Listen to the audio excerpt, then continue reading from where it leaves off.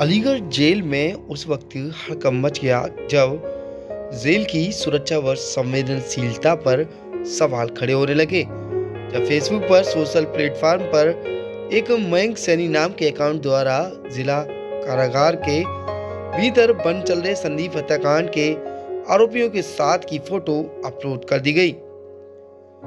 Photo viral होने के बाद जेल में चल रहे आरोपियों को लेकर कश्म का माहौल बन उठा।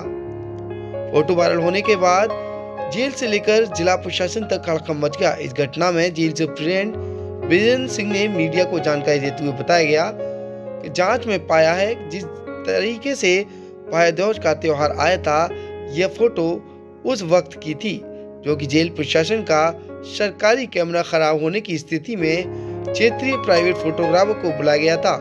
हाल ही में जेल में निरुद्ध मयंक सैनी नामक युवक जेल से रिहा हुआ और उसने वो फोटोग्राफर से खरीद कर फोटो सोशल पर अपलोड कर दी, जिसके बाद फोटोग्राफर को जेल सुप्रीडेंट के द्वारा ब्लैकलिस्ट कर दिया है और फोटो अपलोड करने वालों को कारण बताओ नोटिस भेजा है। फोटोग्राफ से चूंकि कारागार का डीएसएलआर कैमरा खराब था, तो चरण स्टूडियो जो बंदी के मृत होने पर सामान्य रूप से कारागार में मृत बंदियों की वीडियोग्राफी फोटोग्राफी करने के लिए बुलाया जाता है। उस दिन उनको बुला दिया गया था कि कुछ फोटोग्राफ्स वो क्लिक कर लें।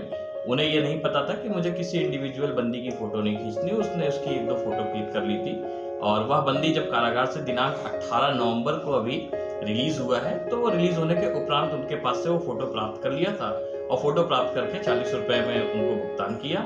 जैसा कि चरण स्टूडियो का जो मालिक है सनी, उन्होंने लिखित रूप में कारागार में अपना प्रस्तुतिकरण किया है और वह फोटो उनको बंदी को उनके द्वारा उपलब्ध करा दी गई थी। इसके निमित्त जो है उनको नोटिस भी जारी कर दी गई है, जिसमें उन्होंने अपनी शिकायत मांगी है जिससे संवेदनशीलता की जानकारी मुझे नहीं थी।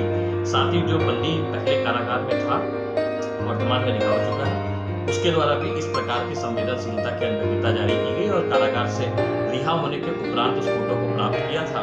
उसके लिए उसने अपना लिखित क्षमा याचना जो है देने के लिए मांग की है कि सर मैं जो है नोटिस के सापेक्ष में एक लिखित आवेदन करूंगा और मेरे खिलाफ किसी भी विधिक कार्रवाई को ना किया जाए, मेरे भविष्य को ध्यान में रखते। कितना संवेदनशील मानते थे?